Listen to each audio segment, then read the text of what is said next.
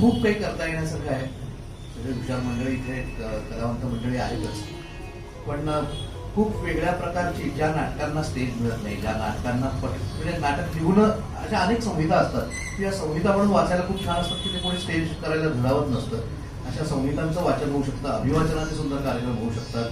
मी स्वतः माझ्या संपूर्ण परफॉर्म करण्याच्या गोष्टीची तयारी जर कशाने केली असेल किंवा ती तयारी म्हणून नव्हती तेव्हा तेवढंच जमत होतं आणि हौस होती म्हणून आम्ही नावाची एक संस्था स्थापन केली होती 11वी बसल्यापासून आणि आम्ही कथाकथनाचे कार्यक्रम करायचो. आम्ही 7 जण होतो.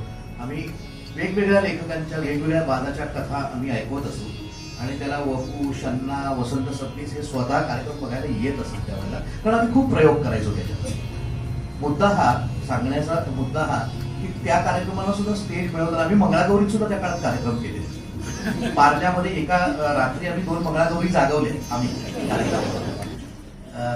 असे आम्ही हे शोधायचो आणि कोणीतरी आपला एक काय म्हणतात ना, जरा मऊ दिसलं की कोपरानं खणतो आपण, तसं मग कोणी ओळखीचं असलं की त्याला पटवून आम्ही हे करायचो. आज इतकी आनंदाची गोष्ट आहे की अशी स्पेस मुळात तयार केली, या हेतूने तयार केले आणि त्या हेतूचा आजूबाजूची सगळी मंडळी मनापासून वापर करतील.